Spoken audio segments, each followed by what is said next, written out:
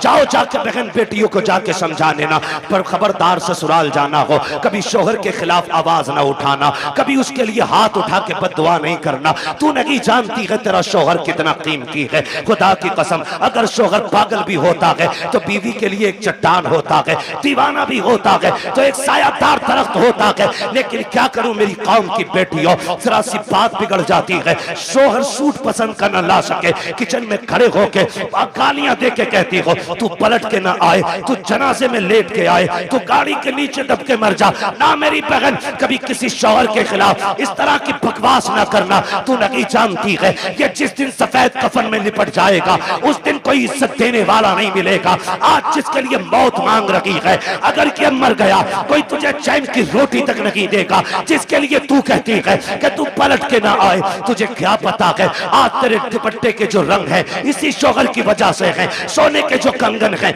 इसी शौहर की वजह से है, घर में जो तेरी हुकूमत चल रही है शौहर की वजह से चल रही है। अगर तुझे 10 बेटों पे गुमान है तो होश के नाखून ले। हमने उन माओं को देखा है जिनके घर में 12 बेटे हैं और जब तक बाप था माँ की मर्जी के बगैर एक पत्ता नहीं हिलता था, लेकिन जिस दिन से बाप गया है आज कोई माँ से रोटी को नहीं पूछता है तूने खाई के नहीं खाई है। अगर तुझसे शौहर की अनबन है तब भी इसके लिए मौत ना मांगना, अल्लाह तौफीक दे और ये परदेश जाने लगे तू मुसल्ला बिछा दे, सजदे में सर रख, दुपट्टे की झोली बना और कह मेरे परवरदिगार मेरा सरताज बाहर गया है, मैंने बेसहारा नहीं भेजा है, तेरी रहमत का सहारा दे दिया है। ए मेरे परवरदिगार मेरे शौहर को सलामत रखना, सुहागन छोड़ के गया है सुहाग के जोड़े में मिलाना। रो के रब से कह खुदा की कसम तू रब को आवाज दे, मेरा दिल कहता है अगर रब ने सुन ली तो मौत भी उस वक्त तक जुदा नहीं करेगी जब तक परदेश से तेरे शौहर की तेरी मुलाकात नहीं हो जाए। सुभान अल्लाह सुभान अल्लाह सुभान। लेकिन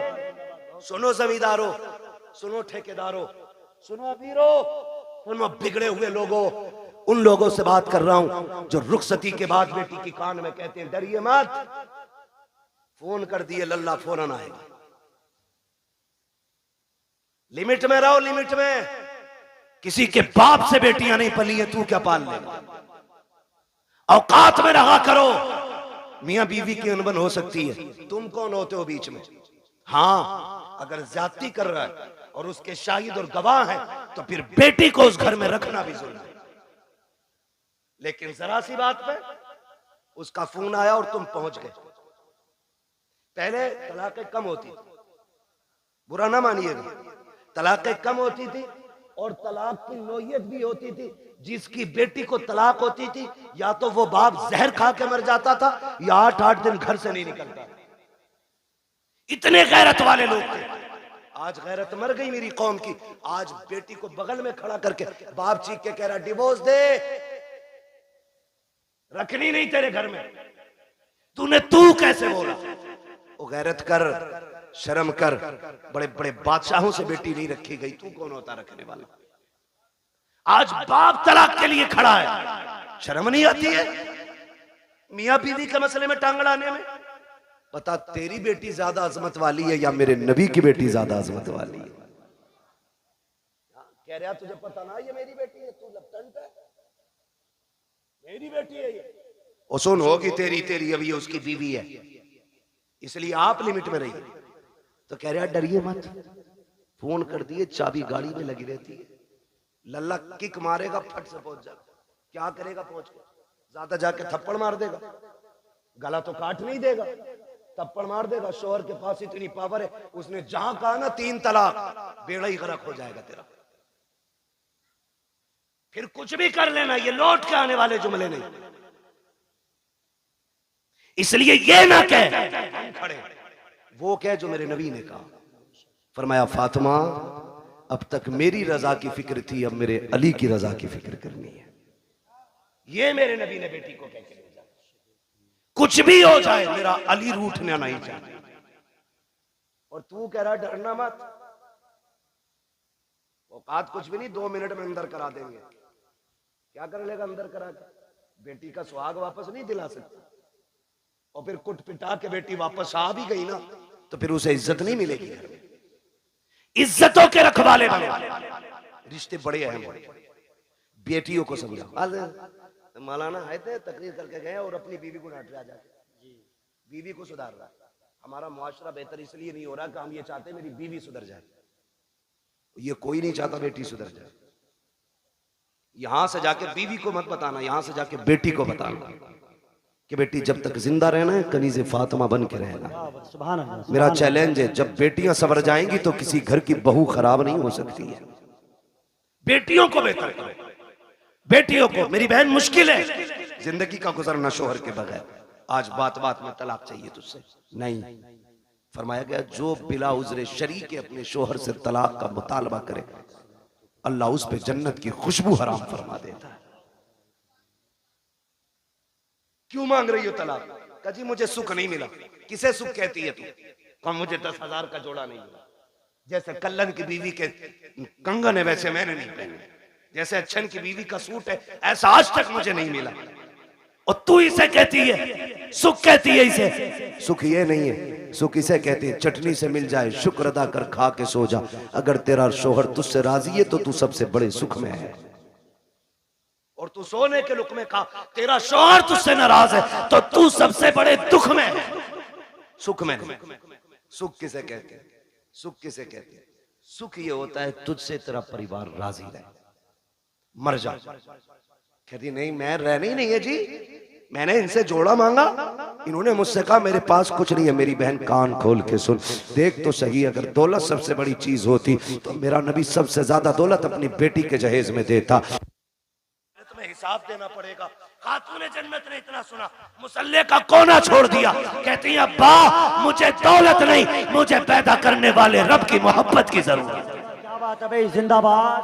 इसे सबसे बड़ी अमीरी कहते, इसे सबसे बड़ा सुख कहते। किसे कहते? देवबंद मिल गया देख के दे दी, पैसे वाला था गाड़ी लाया था, लिया भी कुछ नहीं, आग लगे तेरे दामाद में। सीधी सी बात है। ओ भाई पैसे देख के दे दी।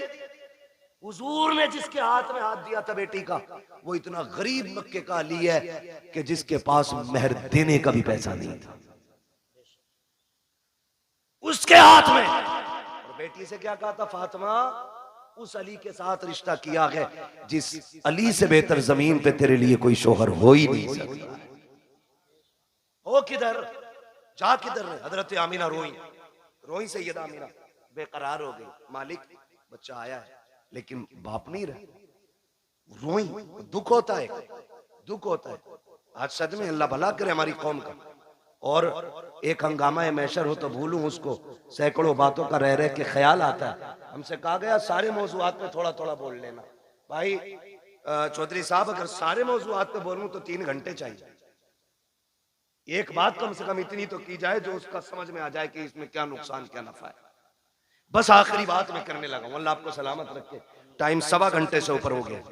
बहुत गौर से मेरी बात सुनिए। हुजूर माँ के शिकम में आए, मुश्किल जिंदगी होती है एक बेवा की, और वो जिंदगी तो बड़ी मुश्किल थी। इतनी मुश्किल जिंदगी थी कि उस दौर में बेवा को जीने का हक ही कोई नहीं था। लोग कहते हैं ना क्यों मिलाद मनाते हो? इसलिए ही तो मिलाद मनाते। अगर किसी का शौहर इंतकाल कर जाता था ना, या तो उसे मनहूस समझा जाता था, या उसे शौहर की चिता पे जला दिया जाता था, या उसे 40 दिन एक कमरे में बंद कर दिया जाता था। फिर भी जिंदा निकल आती तो गधे पे बैठाया जाता, काला मुंह किया जाता और कहा जाता ये वो मनहूस है जो शौहर को खा गई, और फिर उससे कोई निकाह नहीं करता।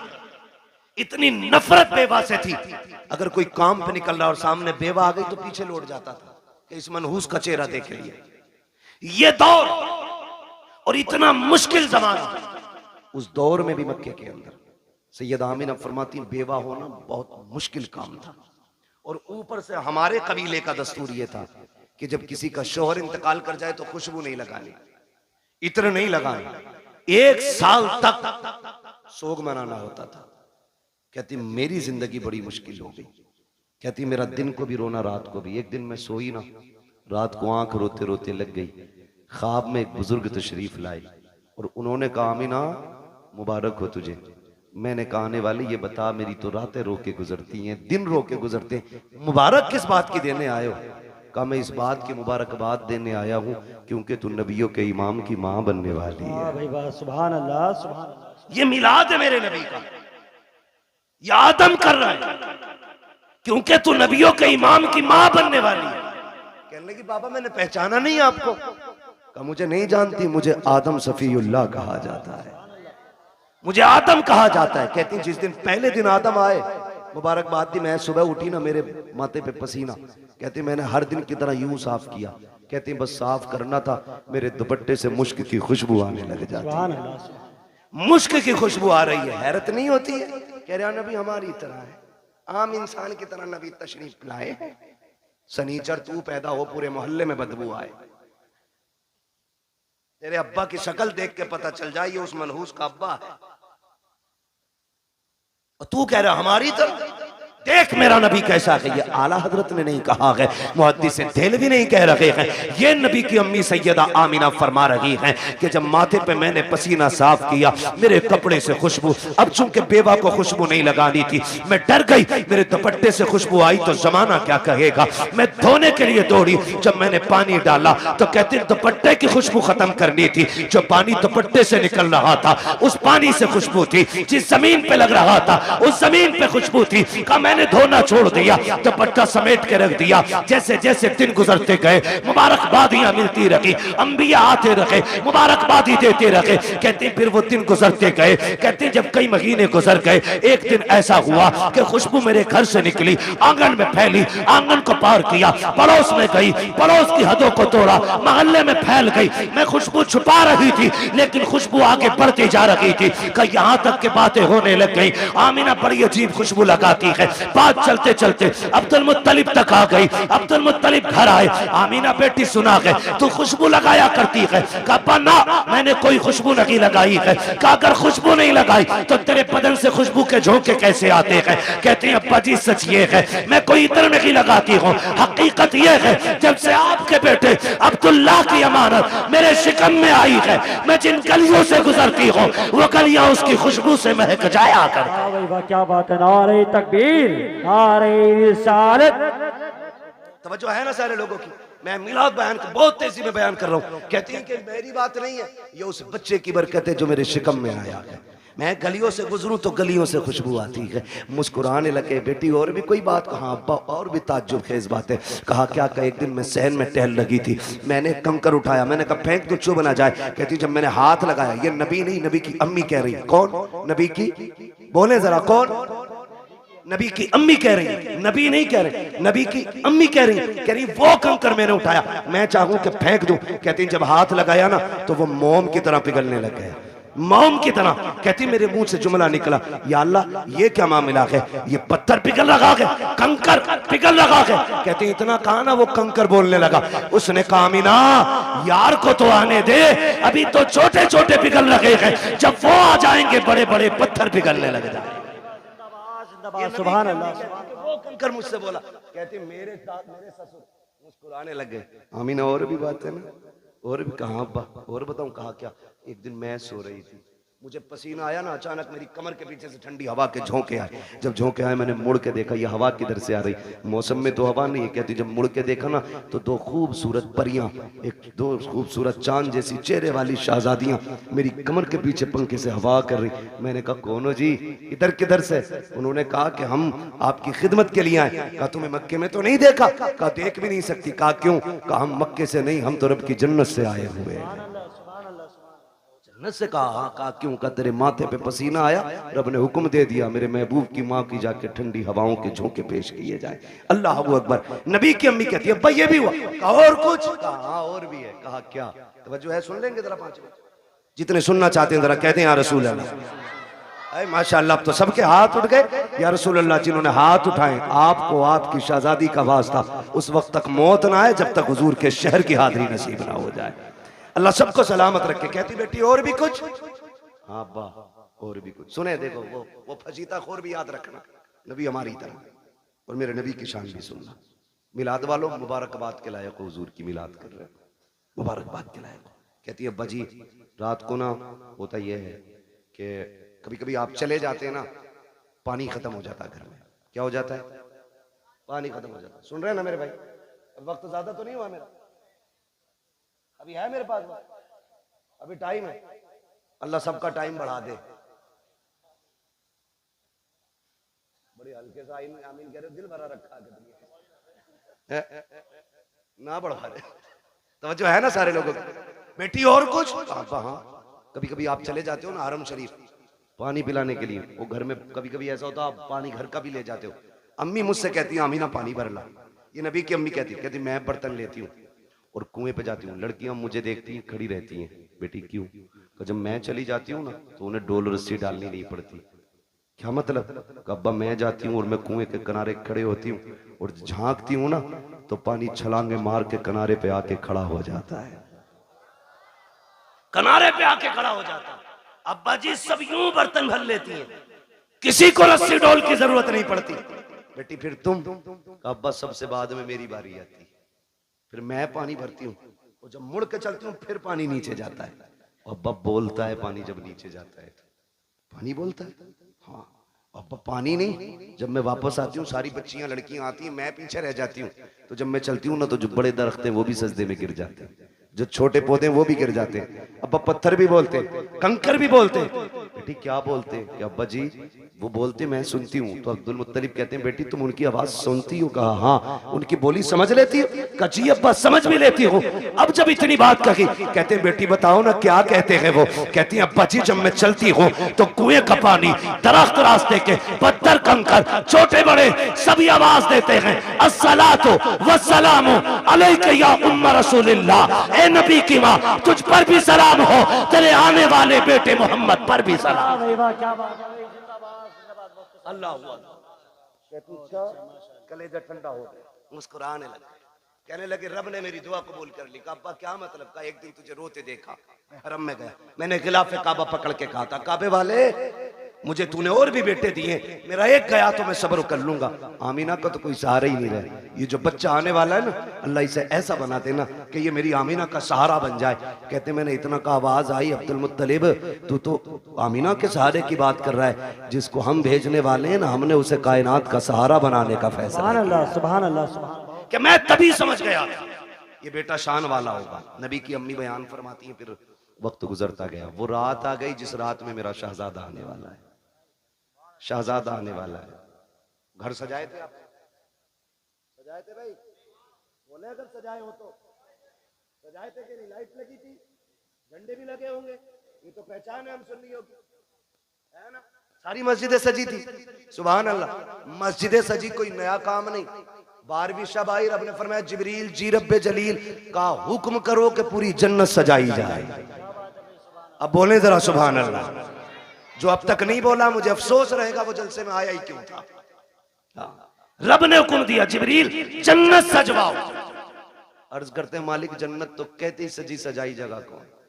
फरमाया नहीं और ज्यादा सजाओ ताकि जन्नत को भी पता लगे आज वो आ गया कि जिसके सदके में जन्नत बनाई गई है। जन्नत सजाई गई, फिर हुक्म हुआ एक मिंबर लगाया जाए। कहां? बैतुल मामूर के पास। बैतुल मामूर के पास मिंबर लगा। फिर रब ने फरमाया मीकाईल से कहो कि वो हमारी शान में खुतबा पढ़े। हजरत मीकाईल ने रब की शान में खुतबा पढ़ा, यानी कि तकरीर की, और ऐसी तकरीर के पूरी जन्नत झूमने लगी। जब तकरीर मुकम्मल हो गई रब हुक्म क्या है? रब ने फरमाया जिब्रील जी रब्बे जलील कि जिब्राइल, मीकाईल, इसराफील, इजराइल चारों आ जाओ। चारों आगे मालिक अब का अपने ताबे फरिश्ते 1-1 लाख फरिश्ता लेके आमीना की चौखट पे चले जाओ। अभी नहीं बोलोगे तो कब बोलोगे यार? आमीना की चौखट पे मालिक करना क्या है? का पता नहीं, महबूब आने वाला है, मुबारकबादी पेश करनी है। अब बहुत गौर से सुनना। इधर सैयदा आमीना कहती है मैं घर में लेटी थी, आज मुझे अब्दुल्ला के ना होने का बड़ा गम था। मैं सोच रही थी काश अब्दुल्ला होते ना तो आज मेरे घर में अंधेरा नहीं होता। बच्चे की विलादत का वक्त है, 4 औरतें मक्के की भी मेरे पास होती, आज मैं तन्हा ना होती। कहती शोहर की जुदाई का गम, ये रुलाने लगा। कहते भी आंसू आंख से निकल के रुखसार तक आया था कि अचानक मेरे घर की दीवारें फटने लग गई। फदखला सलासुन निस्वा, 3 औरतें घर के अंदर दाखिल हुई। उनके कद खजूरों के बराबर थे, चेहरे चांद से ज्यादा रोशन थे। कहती मेरी चारों तरफ आके बैठ गई। 4 थी, एक रिवायत में 3 भी गए 4 भी गए। कहती 4 औरतों को मैंने देखा, आके बैठी। मैंने कहा कौन हो? कहा एक कहती हमें नहीं पहचाना। कहा बताओ तो सही कौन हो? एक ने कहा मुझे हव्वा कहा जाता है, दूसरी ने कहा कि मुझे मरियम कहा जाता है, तीसरी ने कहा मुझे इस्माइल की अम्मी हाजरा कहा जाता है, चौथी ने यह कहा मुझे नहीं जानती हो, मुझे फिरौन की बीवी आसिया कहा जाता है। कहा आई किस लिए हो? कहा मुबारकबाद देने आए हैं। कहा किस बात की? कहा तू नसीबों वाली है, तेरी गोद में नबियों का इमाम आने वाला। क्या बात है भाई, क्या बात है। नारे तकबीर, नारे रिसालत, नारे गौसियत। बस का तेरी गोद में नबियों का इमाम आने वाला। फरमाती वो मुबारकबाद दे के चली गई। कहती फिर ख्याल हुआ काश कोई तो औरत होती जो मेरा मन बहलाती, जो हिम्मत बढ़ाती। कहती है अचानक मेरे घर में रोशनी फैली। वो रोशनी सर की तरफ से आ रही थी। मैंने मुड़ के देखा ना, एक चांद से चेहरे वाली खातून खड़ी है। मैंने कहा कौन हो जी, इधर कैसे आई हो? कहने लगी आमीना हम जमीन से नहीं, हम तो जन्नत से आए हुए हैं। कहा कौन हो? कहा जन्नत की हूरों की मलका हूं। आई क्यों हो? कहा रब ने तेरी दाया बना के भेज दिया है। तू जो रोई थी तन्हा है, अकेली है, कोई नहीं है। कहा तेरी खिदमत के लिए मैं हूं आमीना, बता खिदमत क्या करनी है? सैयदा कहती है मुझे दूध का प्याला पेश किया गया। आसमान के सितारे इतने करीब मेरे आंगन में आ गए, मुझे डर लगने लगा कहीं ये टूट के न गिर जाए। और वहाबी जी, और देवबंदी जी, और सहारनपुर वालों, और थाना भवन वालों, लगाओ फतवा खुदा पे। ये तो आसमान पे चमकते थे, आज नीचे क्यों आ गए? मशीयत का नकीब कहता है लगाए आसमान पे थे, लेकिन आज महबूब आ रहा है, नीचे उतार के बता दिया आज की रात की जैसी कोई रात नहीं बनाई गई। अल्लाह 12वीं शब में तारे नीचे उतार दे। पेट में दर्द नहीं होता, सुन्नी 2 चिराग जला ले, आग लग जाती है। हाँ तवज्जो है ना सारे लोग? कहती सितारे नीचे आगे मैं डर गई। कहती फिर मेरे घर में परिंदे आए, इतने खूबसूरत। कहती कुछ परिंदे हरे रंग के थे, सुर्ख चोंचे थी, कुछ ऐसे थे रंग फरिश्तों के, उनके परिंदों के सुर्ख थे, चोंचे हरी थी, उनकी चोंचों में मोती थे, मोती थे मोती। कहते मेरे बिस्तर पे डाले, मेरे आंगन में डाले, मेरा घर नूरून अला नूर हो गया। इधर की तैयारी, उधर देखो जिब्रील को हुक्म दिया लेके चले जाओ 1-1 लाख फरिश्ता आ रहे हैं। कह रहे मालिक इजाजत मिली, आने लगे। तो सुनो जिब्राइल, मीकाईल, इसराफील ये आगे, इजराइल रुक गए। तुम नहीं गए? मालिक थोड़ी सी क्लियर करनी है एक बात। कहो क्या बात है? कहा मालिक ड्यूटी बड़ी सख्त है, मुझे तूने मलकुल मौत बनाया और ड्यूटी इतनी है कि मेरी ड्यूटी इतनी सख्त है कि मौत ना 1 मिनट पहले आ सकती ना बाद में आ सकती। मैं चला गया, मेरी ड्यूटी का क्या बनेगा? आज भी मुझे कितने बच्चों को माँ की गोद से लेना, कितनी औरतों को बेवा बनाना, कितने बच्चों को यतीम करना, कितने घरों का सहारा मुझे उजाड़ना। मालिक बताना मैं गया ड्यूटी का क्या बनेगा? रब ने फरमाया मलकुल मौत जानते हो कि नहीं? कहा क्या रब जलील बताना। रब ने फरमाया सुनो, जब तुम किसी माँ का लाल लाते हो तो माँ तड़पा करती है, किसी बच्चे से बाप लेके आते हो तो बच्चे दीवारों से लग के रोते हैं, किसी घर का सहारा लेते हो तो बेटियां तड़पती हैं, किसी औरत का सुहाग लेके आते हो औरतें रोया करती हैं। जानते हो मलकुल मौत आज हमारा महबूब आने वाला है और हम नहीं चाहते हैं किसी के घर से रोने की आवाज आ जाए, इसलिए जाओ आज हमने मरने वालों को जिंदगी बख्श दी है और हमने तुमने महबूब की खुशी में तुम्हारी भी छुट्टी कर डाली। आज मरने वालों को भी जिंदगी की खैरात मिली। और मुहद्दिसीन फरमाते जिस दिन हुजूर आए उस साल में जितने भी बच्चे पैदा हुए रब ने सारी माओं को बेटे ही अता किए थे। महबूब की खुशी ने रब ने पूरी कायनात में बेटे बांट दिए। मौलवी बिरयानी बांट दे तो कहता है अल्लाह ने तो बेटे ही बांट दिए। पूरी कायनात को बेटों का तोहफा दिया रब ने। कितने दिन तक? 1 साल तक बेटे ही मिलते रहे सबको। तवज्जो है सारे लोगों को? बात खत्म करने लगा हूं बस। कहती है ना फिर सारे फरिश्ते आ गए और फरिश्ते कह रहे मालिक अकेले अकेले जाना? कहा नहीं आज जुलूस लेके जाना है और एक दूसरे को मुबारकबाद देते हुए जाना। फरिश्ते एक दूसरे को मुबारकबाद देते हुए आ रहे। इधर कहती हैं, फरमाती हैं ना, फिर मेरी बारगाह में दूध का प्याला पेश किया गया। एक प्याला पेश किया गया, था कैसा? कहती हैं शहद से ज्यादा मीठा, मुश्क से ज्यादा खुशबूदार, दूध से ज्यादा सफेद और बर्फ से ज्यादा ठंडा। कहती मैंने घूट पिया। कहती हैं जब घूट पिया मेरे दुख तकलीफें सारी खत्म हो गई।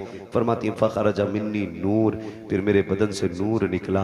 हैरत की बात है ना, नबी की अम्मी तो कहती है मेरे बदन से नूर आया गए, वहाबी कहता नबी हमारी तरह गए।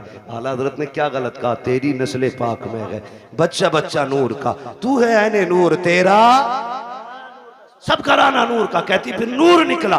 वो कहती जब नूर आया ना, मैंने देखा मेरा शहजादा कैसा है, देखूं तो सही, हर माँ चाहती है मेरा बेटा कैसा है, आंख कैसी है, नाक कैसी है, कान कैसे। कहती मैंने भी देखना चाहा। कहती जब लम्मा नजर तू, जब मैंने अपने बेटे को देखा, कहती मकहूलन, पहली नजर मेरी उसकी आंखों पे पड़ी तो मेरे लाल की आंखों में सुरमा लगा हुआ था, मदहूनन, बालों में तेल लगाए हुए हैं, मगसूलन, गुस्ल करके आ रहे हैं, मुअत्तरन, मुअत्तरन, खुशबूदार पैदा हो रहे हैं। फरमाती है ताहिरन, पाक साफ आ रहे हैं। कहती मकसूरन, नाफ कटा हुआ है, मखतूनन, खतना शुदा पैदा हो रहे हैं। अगली बात कहती है आते ही मेरे लाल ने काना साजिदा, सजदे में सर रखा, मैंने कान लगा के सुना, मेरा बेटा कह रहा था रब्बे क़ब्ली उम्मती, रब्बे क़ब्ली उम्मती। जमीले कादरी कहते हैं रब्बे क़ब्ली उम्मती, कहते हुए पैदा हुए। रब ने फरमाया कि बख्शा अस्सलातो है जी। रुक के आखिरी बात कह के बात खत्म कर लूं, इंशाल्लाह कभी जिंदगी रहेगी यहाँ से आगे की बात तो फिर बयान कर लेंगे। लेकिन शर्त ये भाई, नीचे करो थोड़ा सा, टाइम से नंबर दे, 11 बजे माइक दे देना और 12 बजे अपना ले लेना, ठीक है? इंशाल्लाह कभी टाइम से गुफ्तगू होगी। हुजूर तशरीफ लाए, कायनात मुस्कुराने लगी, बातें बहुत सी हैं। हुजूर आ गए, हुजूर आए, इधर मेरे हुजूर ने सजदे में सर, उधर काबा झुक गया। आला हज़रत फरमाते हैं जिनके सजदे को महराब काबा झुकी, उन भवों की लताफत पे, जोर से, उन भवों की लताफत पे लाखों सलाम। और फरमाते हैं पतली पतली गुले कुद्स की पत्तियां, उन लबों की लताफत पे लाखों सलाम। ये क्यों झुक गया काबा, ये क्यों आ गया रुकू में, क्यों सजदे की तरफ दौड़ा? आवाज आती बरेली से हाजियो आओ, शहंशाह का रोजा देखो, काबा तो देख चुके, काबे का, काबे का काबा देखो। हुजूर आए, कायनात मुस्कुराने लगी। हुजूर मुहद्दिस देलवी फरमाते हैं जिस जमीन पर हुजूर की विलादत का तज़किरा होता है, अल्लाह 1 साल तक उस जमीन पे अपने करम की बारिशें फरमाता है। जिस मोहल्ले, जिस बस्ती में हुजूर की विलादत होती है ना, अल्लाह 1 साल तक उस बस्ती से मुसीबतों को दूर फरमा दिया करता है।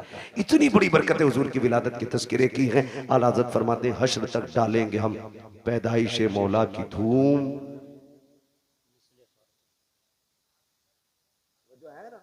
हश्र तक डालेंगे हम पैदाइश मौला की धूम, मिसले फारस नजद के किले, किले गिराते जाएंगे। हुजूर की विलादत का महीना है। एक बात याद रखिएगा, इस बार गुजर गई है, आखिरी बात आपसे कह रहा हूँ, अल्लाह तौफीक दे अगली बार घर सजाए ना तो सिर्फ अपना नहीं सबका सजना चाहिए। यही मिलाद वाले का पैगाम, सबका घर सजना चाहिए। तूने 5000 की लाइटिंग की है ना, तो 2000 की उतार के गरीब भाई की चौखट पे डाल दे। क्या यार हुजूर सिर्फ मेरे नहीं तेरे भी तो है ना, तेरे भी आंगन में हुजूर की आमद की खुशी लगनी चाहिए। और ऐसा नहीं कि रुक जा, तेरे से अच्छा करके सजाऊंगा, और सारी लड़ी और टिमटिमा रहा उन्हें, इसमें सवाब नहीं गुनाह मिलेगा। किसी का दिल तोड़ के मिलाद नहीं मनाना है, दिल जोड़ने के लिए मिलाद मनाना है। करेंगे इंशाल्लाह ऐसा ही, सारे वादा करें इंशाल्लाह। और हुजूर की विलादत का दिन आए ना, मीठा तकसीम करो, लंगर करो, खिलाओ, जात मत देखो, बिरादरी मत देखो, खिलाओ, ताकि दुनिया गैर मुस्लिम भी खा के जाए ना, उससे के यार खा ले आज, ना पूछ, ताकि उसे पता चले जब उनका मिलाद आता है ना तो सबका पेट भराया जाता है। ठीक है ना? चलूं आगे। सारे हुजूर के गुलाम हैं, जितने गुलामी का दावा करते मोहब्बत से कहते हैं या रसूल अल्लाह। आला हज़रत फरमाते हैं वो जो न थे तो कुछ न था, वो जो ना हो तो कुछ ना हो, जान है वो जहान की, जान है तो, जान है तो जहान है। मैं नेता जी एक बात बताऊं, हमारी महफिलें जो होती है ना, ये एक सभा से अलग होती है। हम जितना हम बोलते हैं उतना इन्हें बुलवाते हैं। उसकी एक वजह यह भी होती है कि जब कयामत में हुजूर के मदह खानों को आवाज लगे हुजूर के नात पढ़ने वालों को आवाज लगे तो तमन्ना यह कि सबसे आगे हजरत हसन हो, उनके पीछे बरेली के अहमद रजा खान हो, उनके पीछे हम जैसे गुनाहगार गुलाम भी खड़े हो जाए। अगर कोई ये कहे कि भाई हसन तो हसन ठहरे, आला हजरत तो आला हजरत ठहरे, तुम्हें जगह कैसे मिलेगी, तो हमें एक दलील मालूम है।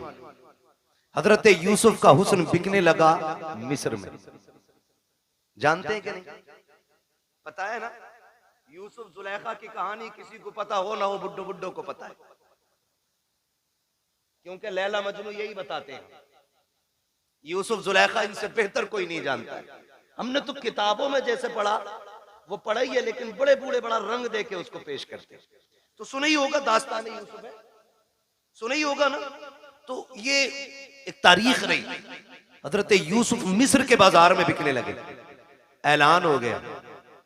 ये बाज मर्रखीन ने यहां तक लिखा है, एक दिन हजरत यूसुफ ना आईना देख रहे, ख्याल आया मेरे जैसा हसीन कौन होगा, मेरे जैसा हसीन कौन होगा, रब ने मुझे तो बड़ा ही हसीन बनाया।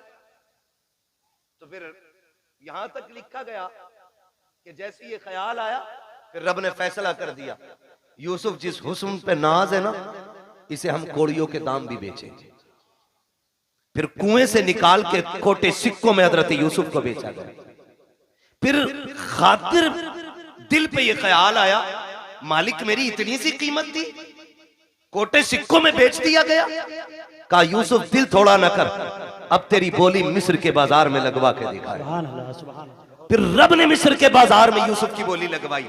फिर कीमत कितनी थी, कभी खोटे सिक्कों में बेचा और कभी मिस्र के बाजार में खड़ा हुआ यूसुफ। ऐलान हुआ कीमत क्या है, का जिसके पास जो हो सारी दौलत लेके आ जाए, जो सबसे ज्यादा दौलत लेके आएगा वही यूसुफ को लेके जाएगा। सारे अमीर अपनी सारी दौलत लेके आ गए। मिस्र के बाजार में यूसुफ का हुस्न तोला जा रहा है, भीड़ लगी है देखने वालों की, खरीदार कम तमाशाई ज्यादा। जो भीड़ लगी थी वो चारों तरफ थी। अचानक पीछे से शोर हुआ, हटो बचो हटो बचो। लोगों ने मुड़ के देखा क्या हो रहा है, देखा एक बूढ़ी औरत आ रही, और बूढ़ी औरत ने ना, वो देखे होंगे चरखे ना, चरखे देखे नहीं, ये बड़े बूढ़ों के तो दौर में रहे हैं, मैं बच्चों से जवानों से पूछूं, देखे ना चरखे, रुई काटने वाले। तो उस औरत ने ना वो रुई काटा हुआ धागा बगल में रखा, वो करी हटो बचो। का किधर, का सुना के आज यूसुफ की बोली लग रही, मैं भी खरीदने आई। किसी ने देखा क्या लेके आई है, ये है ना मेरे पास धागा। कितना है, का 5 सेर रुई पूरी तोल के उसको धागा बना के लेके आई। 5 सेर रुई का धागा है। किसी ने कहा फिर, कहा मैं लेके आई हूं, यूसुफ खरीदूंगी। हंस के कहने लगा तू खरीदेगी, वो देख अजीज मिस्र की सारी दौलत पल्ले में चढ़ गई है।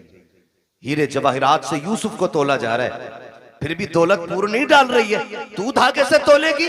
उसने कहा हटकर पगले, जाने तो दे। का करेगी क्या, का उस लाइन में तो जाके खड़ी हो जाओ जिसमें यूसुफ के खरीदार खड़े हैं। का किस लिए, का जब यूसुफ के खरीदारों का कयामत में तस्करा होगा और नाम लिया जाएगा, तो जहां अज़ीज़े मिस्र की गिनती लगेगी वहां उस धागे वाली का भी नाम आ जाएगा। जहां उनके खरीदारों में दौलत वाले आएंगे वहीं धागे वाले भी खड़ी हो जाएगी, ताकि ये तो पता चले जहां दौलत वाले यूसुफ से प्यार करते थे वहां ये गरीब बूढ़ी भी मेरे यूसुफ से प्यार करती है। क्या बात है, नारे तकबीर, नारे रिसालत, नारे गौसियत, मसलके आला हजरत, नारे तकबीर, नारे रिसालत। तवज्जो है सारे लोगों की। तो इसलिए आपसे भी कहा जाता, आप भी पढ़ लिया करें, और शुक्र है रब का हमारे सुनने वाले भी हुजूर की नात पढ़ते हैं। वो जो न थे तो, वो जो ना हो तो, वो जो ना हो तो, आप किस मिट्टी के बने हैं। मैं कुर्सी इधर कर लूं, अगर आप बोल सकते हैं तो बोलें। वो जो न थे तो, वो जो ना हो तो, जान है वो जहान की, जान है तो जहान है। मैं एक बात कहूंगा, मेरा नबी पूरी कायनात के लिए रहमत बन के आया, पूरी कायनात, सिर्फ मुसलमानों के लिए नहीं, पूरी कायनात के लिए। चरिंद परिंद दरिंदे सारे लोगों के लिए मेरा नबी, पूरी कायनात के जर्रे जर्रे के लिए रहमत बन के आया। होना तो ये चाहिए था कि हर कौम, हर बिरादरी की छत पे मेरे नबी की आमद पे झंडा लगना चाहिए था। आप कहें कैसे? हुजूर तो हमारे। सुने, आप दुनिया देख लें और उसूल देखें।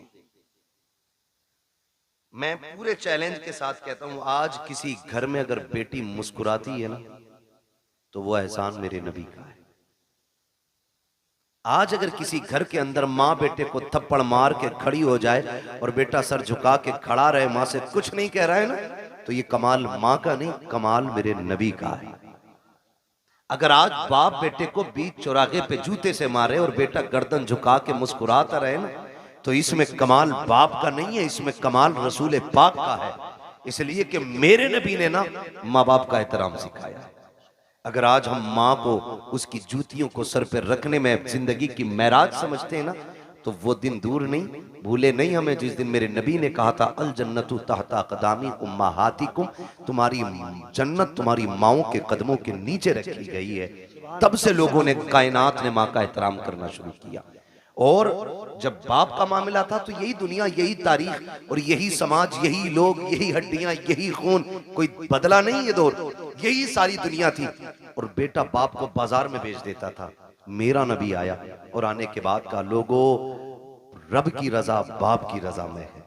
अगर रब राजी, बाप राजी है तो तेरा रब राजी है, और तेरा बाप नाराज है तो तुझसे तेरा पैदा करने वाला खुदा भी नाराज है। तो तब से बाप का एहतराम हुआ। रह गई बेटी की बात, तो बेटी को तो लोग पैर की जूती समझते थे, जिंदा दफन करने पे फख्र करते थे। मैं इसलिए कहता हूं बेटियों, कभी सर से दुपट्टा उतरने लगे ना, तो मगरिबी तहजीब पे मत जाना, फैशन के नाम पे बिगड़ने की कोशिश मत करना। जब सर का दुपट्टा सड़क के कंधे पे आए ना, तो आमीना के लाल का एहसान याद करना, आमीना के लाल का एहसान। खुदा की कसम आज दिल दुखता है, लोग तालीम के नाम पे कहते हैं कि हमारी आजादी हमारा हक है, हम अपनी आजादी के साथ जी सकते हैं, दुपट्टा किसी की जिम्मेदारी से हम नहीं ओढ़ेंगे। मैं कहता हूं खुदा की कसम, जो बेटियां ये समझती हैं ना कि दुपट्टा उतारने में इज्जत है, तारीख पढ़ के देख लो, औरत जितना छुप के रहती है उतनी इज्जतदार रहती है, जितना खुल के रहती है उतना ज्यादा जलील रहा करती है। चैलेंज है हमारा, जाओ दुनिया घूम के आ जाओ। और सच्ची बात बताऊं, ये जो खड़े रहते हैं ना, जो इस्लाम के खिलाफ बकवास करते हैं, इस्लाम ने, मुसलमानों ने औरतों को कैद में डाल दिया और पर्दा दे करके उन्हें फांसी दे दी, उनका ऐसा कर दिया। मेरा चैलेंज है, ये भी जब निकाह करने चलते हैं ना, शादी करने, इन्हें भी शरीफ बच्ची चाहिए होती है, इन्हें भी शरीफ बच्ची चाहिए होती है। और शराफत की सबसे बड़ी पहचान यह है कि बच्ची की नजरों में हया होना चाहिए। यह सबसे बड़ी पहचान शराफत की है कि उसकी नजरों में हया होनी चाहिए। कितना बड़ा दाग लगाने की कोशिश की जाती है कि इस्लाम ने औरत को पर्दे में डाल के ना उसकी जिंदगी को लिमिटेड कर दिया, उसके अधिकार, उसके हुकूक छीन लिए, और ये कहते हैं कि औरत का बराबर हक है मर्द के साथ। क्या बराबरी का हक है? तो लोगों का कहना यह है कि जैसे मर्द मजदूरी करता वैसे औरत भी मजदूरी करे। ये नजरिया कि अगर रोडवेज मर्द कंडक्टर है तो औरत भी होनी चाहिए, मर्द ड्राइवर है तो औरत भी होनी चाहिए, का ये बराबर का अधिकार है। मैं कहता हूं गैरत आनी चाहिए। कहा क्यों? कहा तुम हमारे इस्लाम के बारे में क्या जानो? इस्लाम वो खूबसूरत मजहब है जिसने पूरी इंसानियत के मुकम्मल हुकूक का ख्याल रखा है, एक एक हक का ख्याल रखा है। लोगों ने कहा कि इस्लाम ने औरत को पर्दे में रख के पाबंद कर दिया, वो घर के अंदर 4 लोगों का खाना बनाए। मैंने कहा तुम इसे गुलामी कहते हो, आओ तुम्हारी आजादी बताऊं। कहा आजादी किसे कहते? कि लड़की खुल के जिंदगी जिए, जो चाहे ड्यूटी करे, उसका भी सर्विस करने का हक है। मैंने कहा चल ठीक, हम लोग अक्सर फ्लाइट एयरवेज वगैरह जाना रहता है, आप जाकर के देखो वो तमाशा औरत का बनाया गया है। हर जगह पे आपको लड़की खड़ी मिलेगी, हर जगह पे। मुल्क के अंदर लाखों नौजवान बेरोजगार टहल रहे हैं, उन्हें एक वक्त की रोटी देने के लिए तैयार हम नहीं है। किसी को पढ़े लिखे IAS IPS पकौड़ियां तलने के लिए तैयार है, लेकिन नौकरी मिलने को तैयार नहीं है। बेटियों के हुकूक के लिए लड़ने वालों, कौन से हक की बात करते हो? आपने लेकर के एक छोटी सी दुकान से हवाई जहाज तक 50 बच्चियों को ले जाके खड़ा कर दिया और बात करते हो हमने इज्जत दी है। मैं तारीख के हवाले में ये बात कहना चाहता हूँ, जिम्मेदारी के साथ कहता हूँ, जाओ जाकर के किसी भी फ्लाइट को देख लो, एक फ्लाइट के अंदर कम से कम 350 बंदे बैठा करते हैं और उसके अंदर उनकी देखभाल के लिए 3 से 4 बच्चियां होती हैं। 350 लोगों को सुबह से शाम तक पानी पिलाना और उनकी ड्यूटी में ये लाजिम होता है, तुमसे कोई किसी भी तरह बात करे तुमको उनसे मुस्कुरा के बात करनी है, किसी के लहजे का भी, गलत लहजे का भी जवाब तुम्हें सख्ती से नहीं देना है, वरना तनख्वाह काट ली जाएगी। साहिब किस आजादी की बात करते हो? जिसने बेटियों से कपड़ों का हक छीन लिया तुम उसे आजादी कहते हो, जिसने उसकी इज्जत का हक छीन लिया तुम उसे आजादी कहते हो। 4 बच्चियां 350 लोगों की नौकरी कर रही है, तुम उसे आजादी कहते हो। ये आजादी नहीं है, ये गुलामी है। आजादी ये है कि 4 भाइयों की एक बहन हो, अपने भाइयों को इज्जत से खाना खिलाए, लेकिन खुदा की कसम किसी की मां ने दूध नहीं पिलाया है कि उस बहन की तरफ कोई नजर बिगाड़ के देख भी सके, इसलिए कि इज्जत के रखवाले रब ने 4 भाई दिए हैं और तुम इज्जतें लूट के आजादी देते हो। इस्लाम इज्जतें दे के बेटियों को आजादी अता फरमाता है। नारे तकबीर, नारे रिसालत, नारे गौसियत, मसलके आला हजरत उलमाए अहले सुन्नत हजरत अल्लामा मुफ्ती हम्माद साहिब किबला मुरादाबादी। नारे तकबीर, नारे ये आजादी हमारे इस्लाम ने दी है। वो 4 लोगों का बना रही, बताओ 4 लोगों का खाना मुश्किल है या 400 लोगों का? बोले 400। और घर में बहन के तेवर देखे आपने? उसने पोछा लगाया और जूता पहन के आ जाना, फिर बड़े हो या छोटे खैरियत नहीं है।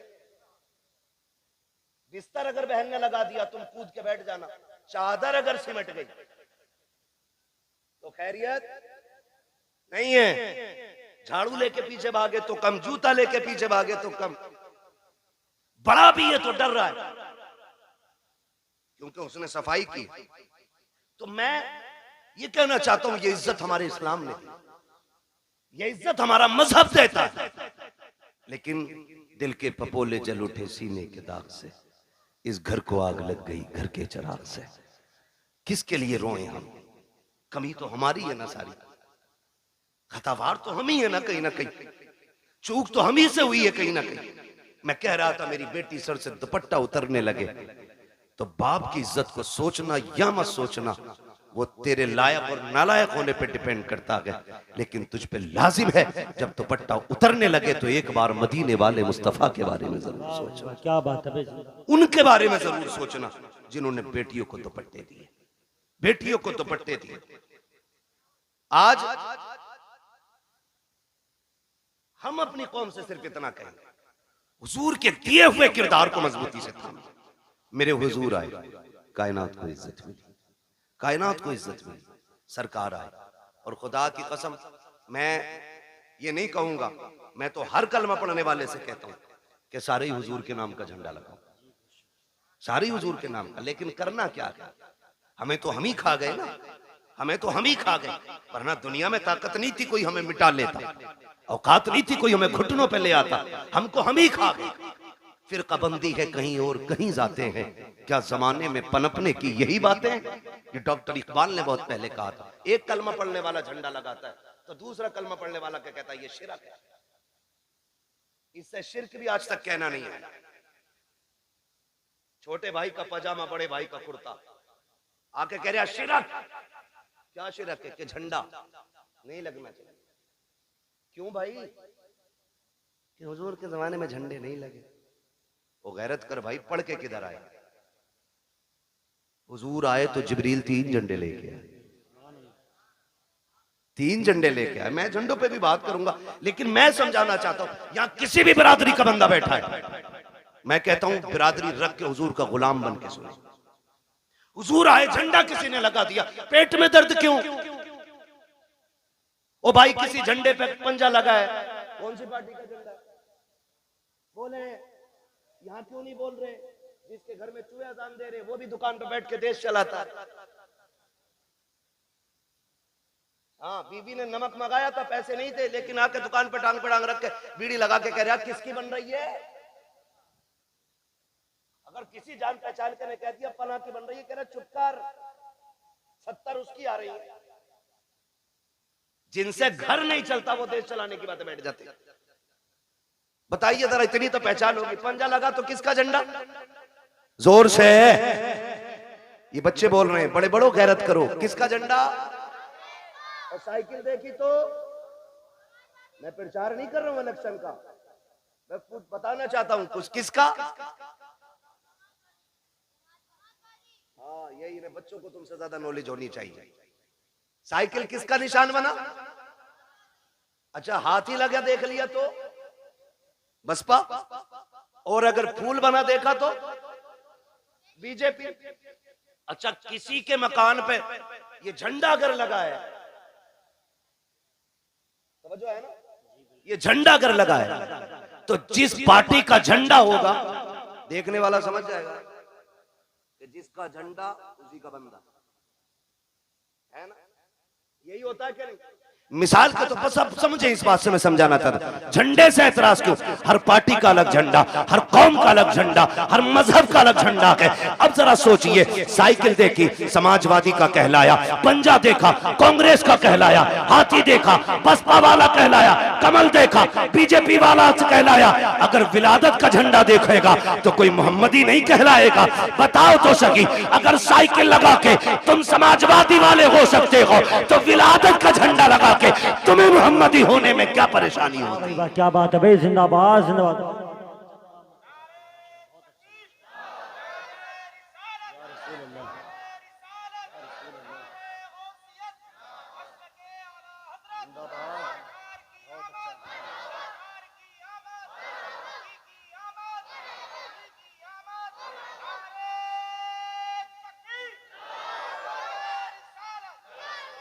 ओ भाई तो हमारे झंडे लगे, टोपी ओढ़ के मस्जिद से निकल के कह रहे हाथ में तस्बीह है।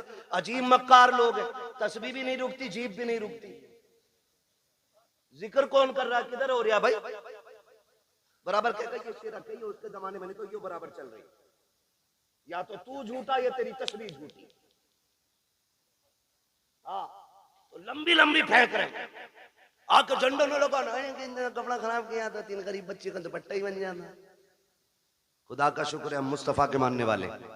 तू गरीब बच्चियों की लिस्ट बना के दे, हम सुन्नी लोग हैं, झंडे भी बराबर लगाएंगे, दुपट्टे भी बराबर बांट लेंगे, है क्या नहीं? हम दुपट्टे भी बांट सकते हैं, झंडे। तो मैं ये मुसीबत दुपट्टे और झंडों में ही क्यों देखती?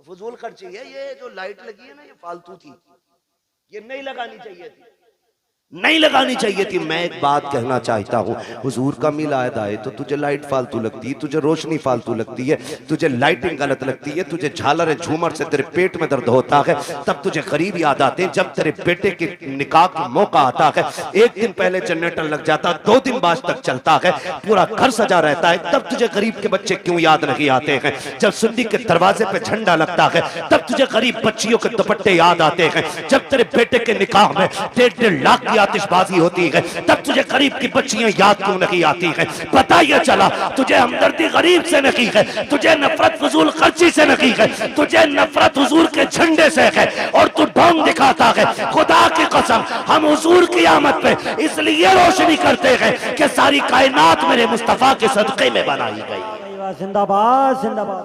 अगर हुजूर की आमद पे नहीं तो फिर कुछ भी। सीधी बात, तेरा बेटा इतना अच्छा हो गया, उसकी शादी पे पूरा घर सजा ले, मेरे हुजूर की आमद हो तो 2 बल्ब ना लगा सके कि नहीं ये किसी ने नहीं मनाया, सहाबा ने मनाया, अबू बकर ने मनाया, उमर ने मनाया, और नीचे है अभी ऊपर चल। ये पूछ क्या नबियों ने मेरे हुजूर का मिलाद किया है कि नहीं किया? मैं कुरान सर पे रख के कसम खा के कह सकता हूं, हजरत आदम से लेके हजरत ईसा तक हर नबी ने मेरे नबी की पैदाइश के तज़किरे की है। सभी ने ये बात मिलाद है क्या समझने की कोशिश करें। हुजूर की आमद की बातों को मिलाद कहा जाता है, यही मिलाद है। कहते ये किसने किया? हजरत आदम से लेकर हजरत ईसा तक। और मैं कहता हूं खुदा की कसम, जैसा मिलाद मेरे रब ने किया वैसा किसी ने किया ही नहीं। और ऊपर चल के देखो ना, और ऊपर चलो, नीचे बैठा बैठा लंबी लंबी हाँ करें नहीं, यहाँ तो एक जगह खड़ा होना था ना। ये जुलूस मोहम्मदी था, जितने हमारे नबी थे उतने तुम्हारे भी तो थे। तुमने ये हंगामे क्यों किए कि ये नहीं होना चाहिए, वो नहीं होना चाहिए? फिर क्या गलत कहा मेरे इमाम ने? यही तो कहा, और तुम पर मेरे आका की इनायत न सही। क्या बात है, अरे जिंदाबाद। नजदियों बहुत कलमा पढ़ाने का भी एहसान क्या गया। बात है, सुभान अल्लाह। कम से कम इसीलिए झंडा लगा ले कि ये कलमा मेरे नबी ने दिया है तुझे।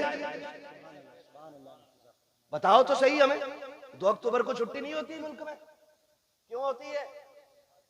बोले अल्लाह के बंदो, कभी गए हो नहीं स्कूल, पढ़े हो कभी? गांधी जयंती होती है नहीं, इसलिए गांधी जी की वजह से 2 दिन की छुट्टी रखते हो। 26 जनवरी, 15 अगस्त, ये हमारे मुल्क के बड़े दिन है, इन दिनों में छुट्टी होती है। अगर मुल्क के बड़े दिनों में छुट्टी होती है तो फिर क्या कायनात के बड़े दिन की छुट्टी नहीं मनाई जा सकती? जिंदाबाद जिंदाबाद। बहुत और खुल के मैं अगली बात करूं, सारे मैं समझ सकता हूं अक्सर पढ़े लिखे लोग हैं, अब तो तालीम से सबका ताल्लुक है, और ना हो तो बच्चे पढ़ाओ जरूर। मारेरा शरीफ का एक नारा लगता है, आधी रोटी खाएंगे बच्चों को, ये हमारी मारेरा शरीफ का नारा है, ठीक है? वो ऐसी खानका है जिस घर का बच्चा बच्चा IAS IPS BUMS MBBS सब आला मयार के गद्दी नशीन लोग हैं। वो खाली तस्वीर लेके नहीं बैठे, काबिल लोग हैं वो कहते हैं आधी रोटी खाएंगे, ये कहो 3 रोटी खाएंगे, बच्चों की कमाई खाएंगे। ये हालात है। लल्ला जा, भूरा गया कमाने, तू भी लग जा। भूरा तो गया, पप्पू भी लगा दिया। हाँ, और फिर जब यही बड़े होकर जराइम की दुनिया में कदम रखते हैं ना, कहते हैं मौलवियों ने बेड़ा गर्क कर दिया, फिर जिम्मेदार मौलवी हो जाता है। इमाम साहब समझाया नहीं था जुम्मे में, तू 18 साल बिगाड़ने में लगा है, इमाम 18 मिनट में संभाल देगा। मेरी समझ में ये जादू नहीं आती। आप अपने बच्चों को बचपन से वक्त दे, उनके 1-1 मिनट का हिसाब लें। हम बड़ी आजादी से जी रहे। मैं चैलेंज के साथ कहता हूं, सबसे ज्यादा रात को जागने वाली हमारी कौम है, और सुबह को सबसे देर तक सोने वाली हमारी कौम। पूरा हिंदुस्तान का सर्वे कर लो, जबकि सबसे पहले हमारी कौम को उठना था। हम लोग रातों रात के मुसाफिर हैं। जब हम रात में जाते हैं ना, अगर 11 बजे भी चौक में लोग बैठे, हम समझ जाते हैं मुसलमानों का गांव है। हाँ, और अगर 4 बजे अगर लोग ना रोड पे निकल मिल जाएं दौड़ते हुए, हम समझ जाते हैं ये गैर मुस्लिमों का गांव है। क्योंकि हमारी कौम तो 11 बजे उठेगी ना, क्योंकि 2 बजे तक तो पबजी खेला होगा मेहनत से, उसमें अब्बा का नाम रोशन करना है। 11 बजे उठेगा, 11 बजे आंखें में चल के जाके दुकान का शटर खोले, एक गिराहक नहीं आता शाम को, कह रहा डोरी दे दो, गिराहक नहीं आया। बरकत तो मनहूस तू खा गया। मेरे नबी ने कहा था, या अल्लाह मेरी उम्मत के सुबह के वक्त में बरकत अता फरमा। मैं चैलेंज के साथ कहता हूं, सुबह ईशा पढ़ के, रात को ईशा पढ़ के सो जाओ, फजर उठ के पढ़ लो, और उठने के बाद थोड़ा कुरान पढ़ो, थोड़ी सी आप वजीफा पढ़ लो, और उसके बाद उठ के सीधे दुकान पे चले जाओ। तुम 10 बजे का इंतजार मत करो, तुम 10 से पहले पहले दुकान खोलो। जब तक लोग दुकान पे पहुंचेंगे, अल्लाह तेरी झोली में तेरी रोजी डाल चुका होगा। तरीका ही हमारे गलत है, तरीका ही हमारे गलत है। शिकारी भी शिकार करने जाते, रात भर आके पड़ते, तब जाके शिकार मिलता है। दुकान पे 12 बजे जा रहे हैं, तो बदलें अपने रवैये। तो ये हमारी कौम की कंडीशन है, सबसे बाद में सोना और सबसे बाद में उठना। बुरा ना मानिए, एक से कहने लगे साहब बच्चे को नहीं डांटते आप, उसने पता क्या कहा, क्या वो सुनता ही नहीं। तुम बात करियो, हमने कहा अल्लाह क्यों 2 बजे तक पबजी खेल रहा, कहीं पागल हो गए, तो कह रहा 1 बजे तक तो मेरे अब्बा भी चलाते हैं मोबाइल। अब बताओ सुधरेगी ऐसे कौन? एक कहावत है बड़े बूढ़ों की, खरबूजे को देख के खरबूजा खरबूजा रंग बदलता है। तो ऐसे हालात बनाओ आप कि आपके बच्चे एक दूसरे को देख के पढ़ें, आगे बढ़े। एक कह रहा पबजी में तू कहां पहुंच गया, तो बता रहा मैं वहां पहुंच गया, तो अपना आप और उससे आगे जा रहे। गलत नहीं कह रहा हूं। 9-9 साल के इतना बड़ा मोबाइल लिए नाली पे मिलेंगे बैठे हुए, नाली पे। भाई इसको उधर घुमा दो थोड़ा सा, इसकी हवा नुकसान दे रही। नाली पे बैठे मिलेंगे मेरी कौम के नौजवान। नालियों पे बैठने की उम्र है, पढ़िए आगे बढ़िए। उसके बाद कहते अरे नेताओं ने बेड़ा गर्क कर दिया, इनसे बारिश नहीं करी, मेरी तो नौकरी लग रही थी, मैं तो डॉक्टर बन जाता, मास्टर बन जाता। जो कौम घूस दे के पास होती है ना, वो कभी कामयाब नहीं हुआ करती है। मेहनत करो, खुद एड़ियां रगड़ो, और जो एड़ियां तुम्हारी रगड़ी जाएंगी, जो उससे पानी निकलेगा, खुदा की कसम वो चश्मा तुम्हारी आखिरी सांस तक चलता रहेगा। गलती तुमने ये की है, दूसरे के कंधों पे चले हो। काश अपनी जिम्मेदारी लेके आगे बढ़ते, खुद मेहनत करते। अगर अगर तुम्हारे अंदर काबिलियत होती, किसी की माँ ने दूध नहीं पिलाया था, तुमसे हक छीन लेता, जो हकदार होता है उसे हक हर हाल में मिल के रहा करता। बेशक सुभान अल्लाह। नारे तकबीर, नारे रिसालत, मसलके आला हजरत, नारे तकबीर। पढ़ोगे इंशाअल्लाह? कितनी जोर से इंशाअल्लाह कह रहे हो, अल्लाह तुम्हारी इंशाअल्लाह में बरकत दे दे। हाँ तो भैया देखो, सीधी सी बात है, मैं आपको एक बता दूं, सुनना बहुत गौर से मेरी बात। एक है कानून कुदरत और एक है कानून फितरत। दोनों चीजें याद रखना। कानून कुदरत में माफी है, कानून फितरत में माफी नहीं। कानून कुदरत यह है कि तुमसे गुनाह हो गया है, एक दिन मुसल्ला बिछा के रो दो रब के आगे, वह इतना बड़ा कादिर मुतलक है, तेरी पूरी जिंदगी के गुनाह एक लम्हे में माफ कर सकता है। यह है कानून कुदरत। लेकिन एक है फितरत। वो क्या है? कानून फितरत यह है कि ट्रेन आ रही है 120 की स्पीड से और तुम यूं खड़े हो जाओ कि अल्लाह चाहेगा तभी मरेंगे, नहीं चाहेगा नहीं मरेंगे। वो आई और छीछड़े बखेड़ गई, फिर कहने लगो अल्लाह ऐसे ही चाह रहा था। ये फितरत है। आप स्पीड वाली गाड़ी के आगे खड़े होगे तो नुकसान पहुंचेगा। आप भरे दरिया में हाथ पैर बांध के डाल दो किसी को, और फिर कहो भाई कुदरत के ऊपर छोड़ दिया हमने। किसी को डेग में बंद करके पानी भर के नीचे से आग लगा दो और कहो जी कुदरत है, मरेगा मर जाएगा, बचेगा बच जाएगा। तो फितरत क्या है? बचना नहीं है ना, तो ये फितरत है। इसी तरह फितरत का ये भी कानून है, जो पढ़ेगा वो आगे बढ़ेगा, वरना आने वाले दौर में अनपढ़ों से नाली भी साफ नहीं कराई जाएगी। बिजनेस तो छोड़ो, बहुत बड़ी बात है, नालियां नहीं साफ करते और भीख भी नहीं मिलेगी। हालात इतने बदल गए। बब्बू भाई एक आया गाड़ी के पास, कहने लगा देखो, मैंने कहा टूटे नहीं है, QR कोड निकाला, कह रहा इस पे कर दो। ये भिखारियों ने तरक्की की है और हमने, अब्बा पे 18 थी, अल्लाह ने किस्मत से 3 बेटे दे दिए, 6-6 बीघे रह गई। और फिर अल्लाह ने उनको अगर 2 दे दिए, फिर 3-3 रह गई। और अगर उनके 2 हो गए, आगे रोड पे। ये कंडीशन है। पढ़ो, आगे बढ़ो। भीख में तुम्हें कुछ नहीं मिलने वाला, हक के लिए लड़ना पड़ता है, लड़ना पड़ता। और तुम्हारी क़ियादत नेता नगरी, अल्लाह तुम्हें सलामत रखे, लाल रुमाल डाल के ना ऐसा बना फिर रहा मंत्री, चले जाइए थाने को, थाने वालों ने सबसे ज्यादा उसे कूटा। उसे पता ना ये खाली 4 लोगों का ही नेता। ये भी जानते हैं जिसके पीछे 4000 आदमी होंगे उसको इज्जत मिलेगी, जिसके पीछे 4 आदमी होंगे उसे इज्जत नहीं मिलेगी। तो 4 का ना बन, 4000 का बन। क़यादत कर, मजबूत कर,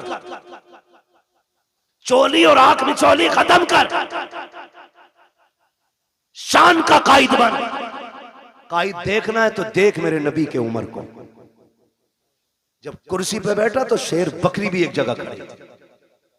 पावर ये आपकी अपने अखलाक की बुनियाद पर पैदा होगा। आप जो है ना थोड़ा सा बदलें अपने आप को। हर 4 आदमियों में तो एक नेता है, हर 4 आदमियों में। कहाँ है भाई? कह रहे वो नेताजी बताएंगे। कौन है नेताजी? अरे इनके बड़े भैया। और उनके चचा के घर गए, कहाँ है तुम्हारे बेटे? अरे वो नेताजी के साथ गए, पता चला उनका भी बड़ा वाला नेताजी है। उनके ताऊ के घर गए, कहा के उनके भी एक बड़ा नेताजी है। ये क्या कर रहे हो भाई? तो बदले अपनी रविश और सोच। डॉक्टर इकबाल ने कहा था कि मोहम्मद से वफा तूने तो हम तेरे, ये जहां चीज है क्या लोहो कलम तेरे। आप पढ़ेंगे ना तो आपको मालूम होगा ना आपकी पावर क्या है, आपकी ताकत क्या है। हम कभी जीतने के लिए अक्सर लड़ते नहीं इलेक्शन, हम हराने के लिए ज्यादा लड़ते हैं। ये कह रहा, हम तो खैर जानते नहीं इस मामले में ज्यादा, और अपना जो है ना कुछ ज्यादा वो रहता भी नहीं, ज्यादा बाहर ही रहते हैं। मैं पता ही नहीं कब इलेक्शन कौन सा हो जाता। लेकिन ये कह रहे, बब्बू के अब्बा कह रहे इसे जरूर हरवाना आपके। ये हमारी कौम के हालात है। समझ रहे हैं ना?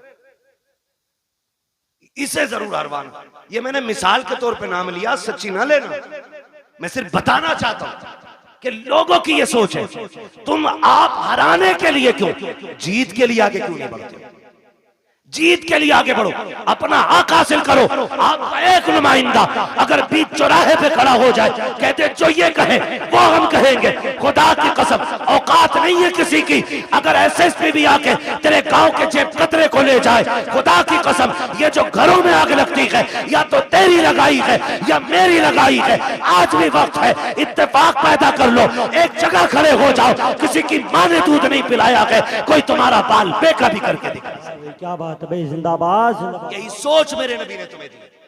बट गए कितने सारे, इतने बढ़ गए, एक ही घर के अंदर ना दो पार्टी हैं। अब्बा किसी को वोट दे रहा, बेटा किसी को दे रहा, बीवी तीसरी पार्टी में। हाँ, खुदा की मिला ना विसाले सनम ना इधर के रहे ना।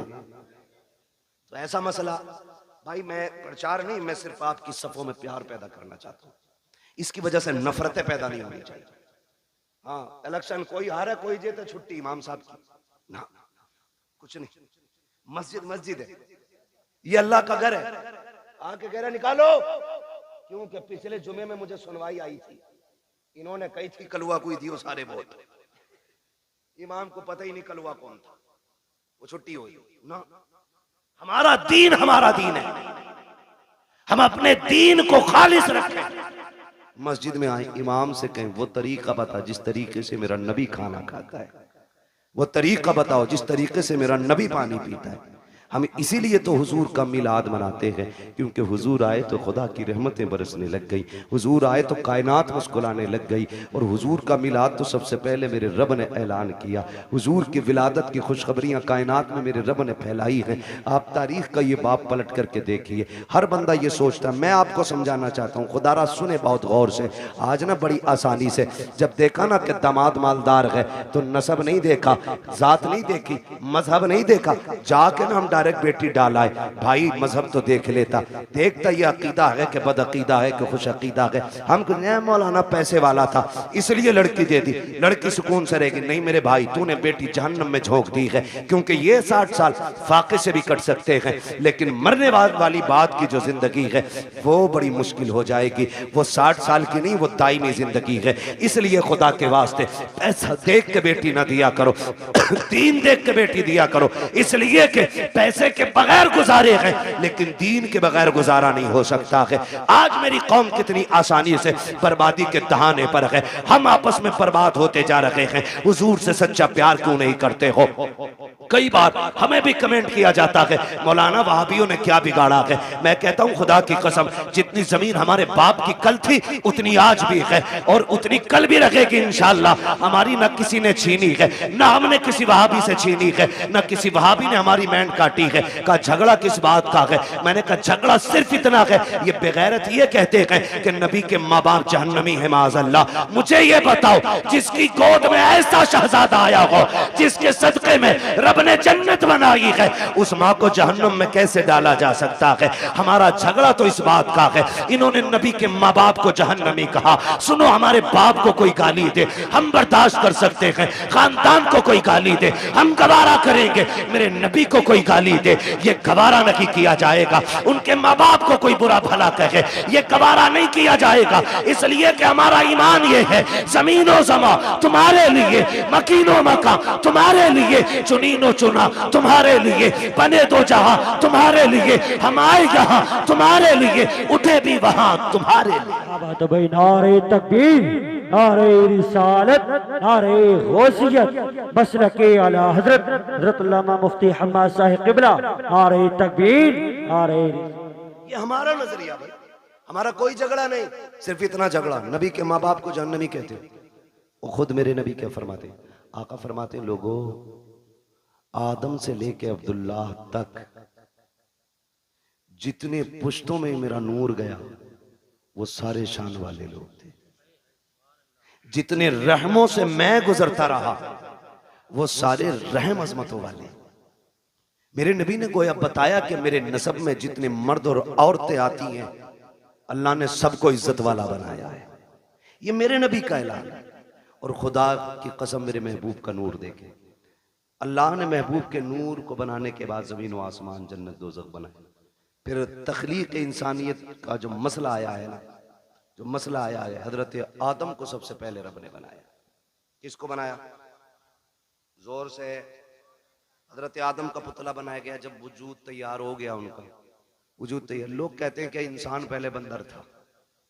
अजीब तहकीक के लिए घूम रहा है। जो बंदर की औलाद है वो बंदर कह रहे हैं अपने आप। हम तो आदम की औलाद है, इसलिए आदमी है। ठीक है जी। हजरत आदम को बनाया, पहला इंसान हजरत आदम बने। जब पुतला तैयार हो गया ना, तो अल्लाह ने हुक्म दिया, रूह को जाओ अंदर चली जाओ। रूह अंदर गई ना, लौट आई।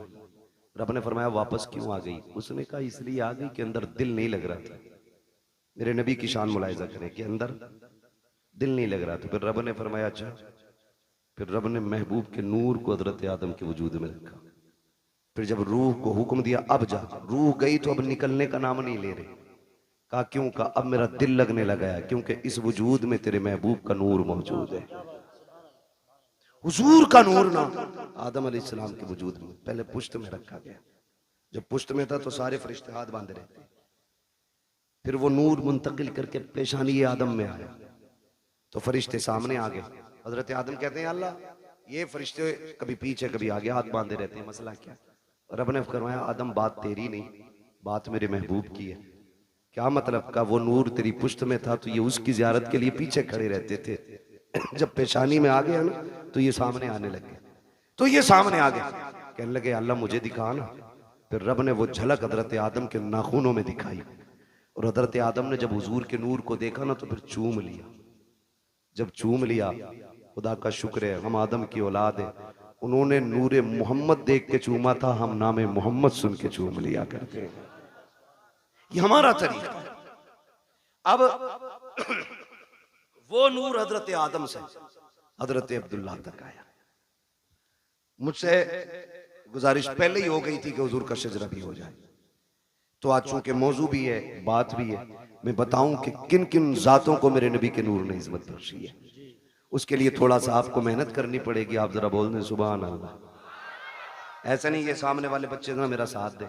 जब मेरा हाथ का इशारा हो ना, मैं वो हुजूर के नसब के नाम बताऊं जिन जिन जिस्म पुश्तों में मेरे हुजूर का नूर मुंतकिल होता रहा है। ठीक है, जब मैं हाथ का इशारा करूं समझ लेना मौलवी की सांस घुटने लगे। मौलवी सांस लेना चाहे तो आपको क्या बोलना? इतनी जोर से बोलना ताकि मैं अपने गांव की मस्जिद के चनों का शोर भूल जाऊं।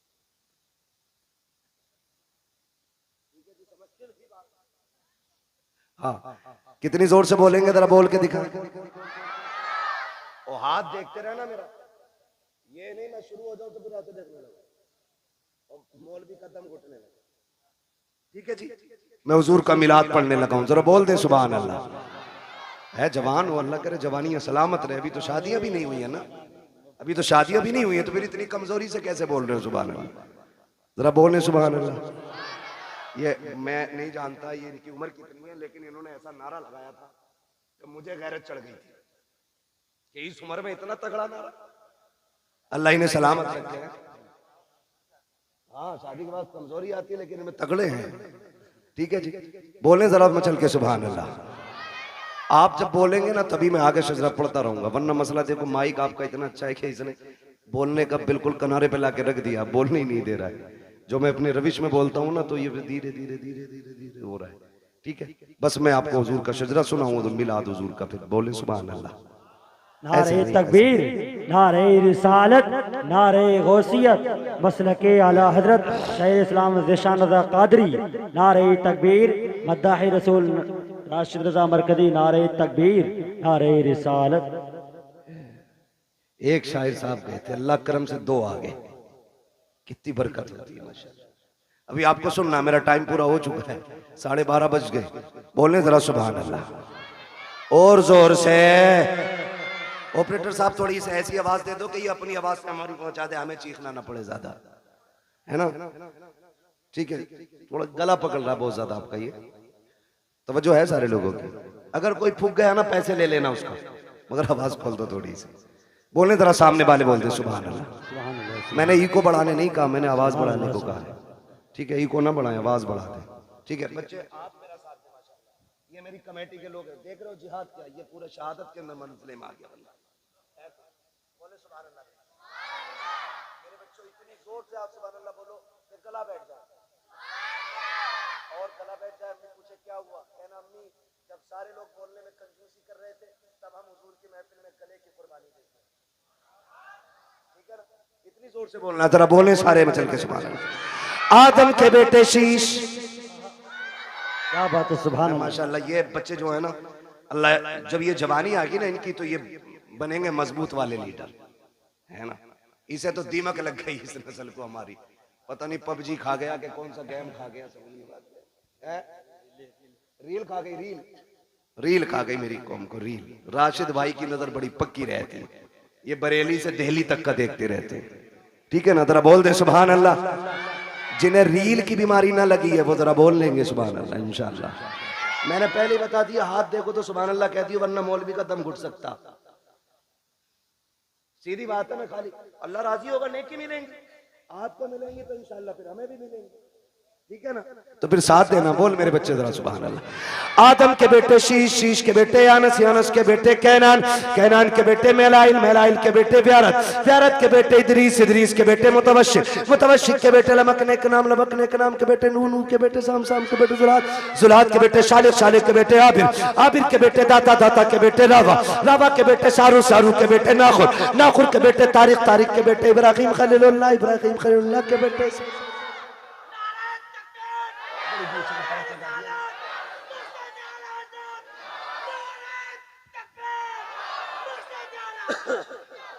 है जी, अल्लाह सलामत रखे।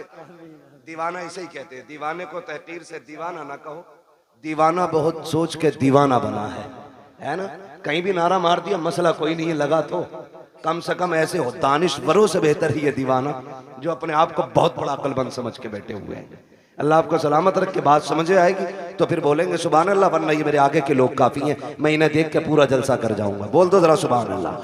आदम के बेटे शीश, शीश के बेटे यानस, यानस के बेटे कैनान, कैनान के बेटे मेलाइल, मेलाइल के बेटे व्यारत, व्यारत के बेटे इदरीस, इदरीस के बेटे मुतवशिक, मुतवशिक के बेटे लमकने के नाम, लमकने के नाम के बेटे नूह, नूह के बेटे शाम, शाम के बेटे जुलाद, जुलाद के बेटे शालिक, शालिक के बेटे आबिर, आबिर के बेटे दाता, दाता के बेटे रावा, रावा के बेटे सारू, सारू के बेटे नाखुर, नाखुर के बेटे तारिक, तारिक के बेटे इब्राहिम खलीलुल्लाह, इब्राहिम खलीलुल्लाह के बेटे इस्माइल ज़बीहुल्लाह, इस्माइल ज़बीहुल्लाह के बेटे केदार, केदार के बेटे अवाम, अवाम के बेटे अमल, अमल के बेटे साबित, साबित के बेटे सलमान, सलमान के बेटे रहीसा, रहीसा के बेटे इलियासा, इलियासा के बेटे औद, औद के बेटे हव्वा, हव्वा के बेटे अदनान, अदनान के बेटे मोइद, मोइद के बेटे नदार, नदार के बेटे मुदर, मुदर के बेटे इलियास, इलियास के बेटे मुदरिका, मुदरिका के बेटे खदीमा, खदीमा के बेटे किनाना, किनाना वाह भाई वाह, सुभान अल्लाह। खदीमा, खदीमा के बेटे किनाना, किनाना के बेटे नदर, नदर के बेटे मालिक, मालिक के बेटे फार, फार के बेटे गालिब, गालिब के बेटे लुई, लुई के बेटे काब, काब के बेटे मुर्रा, मुर्रा के बेटे किलाब, किलाब के बेटे कुसई, कुसई के बेटे अब्दे मनाफ, अब्दे मनाफ के बेटे हाशिम है, हाशिम के बेटे अब्दुल मुत्तलिब है, अब्दुल मुत्तलिब के बेटे अब्दुल्लाह है, अब्दुल्लाह के बेटे मुहम्मदुर रसूलुल्लाह। क्या बात है भाई, नारे तकबीर, नारे रिसालत, नारे गौसियत।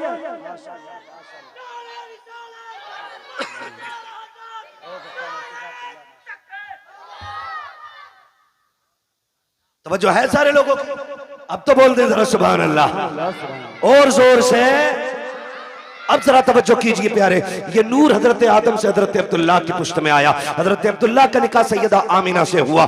अभी 3 माह का अरसा गुजरा है, हजरत अब्दुल्लाह परदेश जाने लगे हैं। बीवी से कहते मेरी शरीक हयात परदेश जा रहा हूँ। कहती मेरे सरताज अभी 3 महीने गुजरे हैं, अभी जी भर के मैंने देखा भी नहीं है, इतनी जल्दी जुदाई की बात है। का कुछ दिन की बात है, वापस आएंगे, साथ रहेंगे, प्यार मोहब्बत की जिंदगी गुजारेंगे, तेरे हाथ की बनी रोटी खाएंगे। लेकिन मशीयत को कुछ और ही मंजूर था। हजरत अब्दुल्लाह गए तो, लेकिन जिंदा वापस ना आ सके, रास्ते में इंतकाल हो जाता है। जरा दिल थाम के मेरी बात सुनिएगा प्यारे, हजरत अब्दुल्लाह का इंतकाल हुआ, वापस नहीं आए हैं। लेकिन जब तारीख आई हजरत अब्दुल्लाह की वापसी की, तो जिस तरह आज बाप परदेश से आता है, बेटियां घर में तैयारियां करती हैं, शोहर परदेश से आता है, बीवियां घर में तैयारियां करती हैं। हजरत आमिना तैयारियां कर रही है, घर की सफाई चल रही है, बिस्तर लगाया जा रहा है। हजरत अब्दुल मुत्तलिब कहते हैं आमिना बेटी बता तो सही ये इतनी खुशियां किसके लिए है? कब्बा आज मेरे अब्दुल्ला आने वाले हैं, ये सारा इंतजाम उनके लिए है। कहती बेटे खाना तो खा लिया होता।